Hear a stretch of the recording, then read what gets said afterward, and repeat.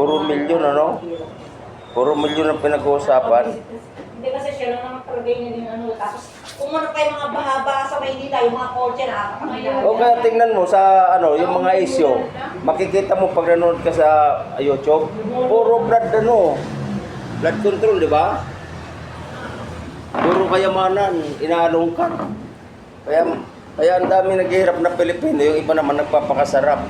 Lalo yung mga mayaman, ang asawa nila 5-5, 10-10. Kasi mga milyonaryo, di ba? Asawa naman ang binamin ng iba. Oo. Puta, ikaw ba naman mga bilyonaryo eh. Pinag-uusapan sa Senado, puro bilyon, di ba? Dati milyon, ngayon bilyon. Tinti.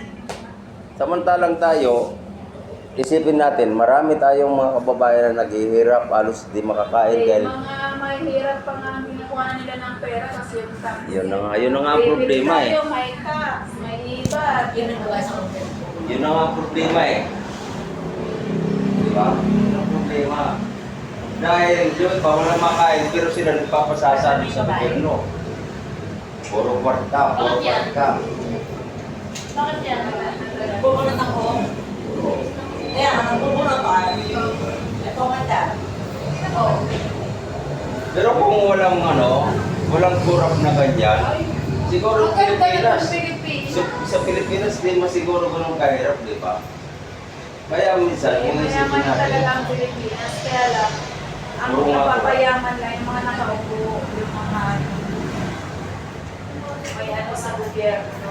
kaya nga, alam mo kasi yung pag pumasok ka sa politika, nangampani ka at nanalo ka, madaling sabi, may basbas ka na magnakaw. Kasi may lisensya ka na dahil nanalo ka bilang senador, nanalo ka bilang mayor, bilang presidente. Yun ang lisensya nila na may karapatan na silang magnakaw. So yung mga katulad nating mahihirap, magnakaw ka ng isang talong, isang itlog, patay ka, bitinin ka pa, ibitay ka pa. Bakit yung mga politiko na yan, puro lang imbestiga? Di ba? Puro lang imbestiga, wala naman napapatunayan, tapos wala naman binibitay. So ang pira sa mga kuwan, di ba? Sa mahihirap. Yung mga mahihirap pag nagnakaw, isang piling na saging na, putang ikukulong ka na kung ano-ano nang gagawin sa'yo. Ano talaga yung mayayaman? Kaya ang batas talaga, dito sa atin, hindi pareho. Kawawang mga mahihirap. Unti ang Philippines. Kaya nagpapasasalang dito yung mga mayayaman na mga kuratong. Yung mayaman, lalo yung mayaman. Yung mahirap lalo. Kuratong. Mga kuratong puro kuratong. Kurato. Kaya yung buhaya wala na sa dagat. Nandito na sa karsada lahat. Nasa Senado. Nasa Senado, naandyan sa mga kabayanan. Kaya naalala mo pinsan na yung mga aso at nakapusa noong panahon, nasa bakuran lang ng bahay natin, di ba? Pero ngayon, sa sobrang pagpabago, yung mga aso namamasyal na rin sa mall, pati pusa, di ba? Nakikita mo, may mga damit pa. Sosyal. Alam mo nga minsan, nasa stroller, bata, yun wala aso. Kaya ang laki na ng pinagbago. Jesus Mariosi. Talaga naman. Grabe. Sa amin, yung aso, pangpahabol lang namin sa bayawak yun eh. Bantay ng Oo, bahay. bantay ng bahay. Sa ngayon, di na. Lagi na mga ano na rin sila, sosyal. Aso po sa sosyal na. Nandun sa sa SM, Mega Mall, sa MOA. Makikita mo nga nandun. Kaya ibang iba na talaga. Grabe na. Hindi na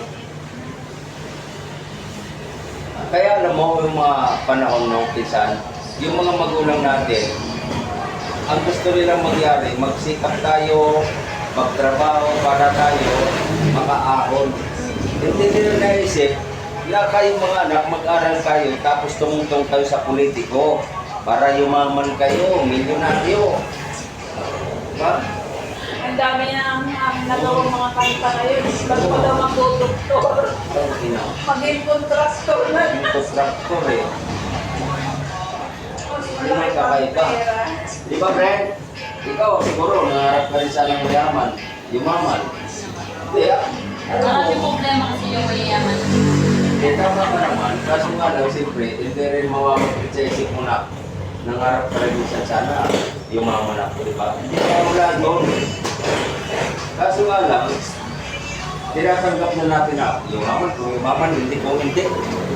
Kasi wala naman tayong power para magnakaw sa gobyerno. Sila lang may power kasi binoto natin eh. Yun. Yung totoo, binoto kaya nagkaroon sila ng power para magnakaw. Kumbaga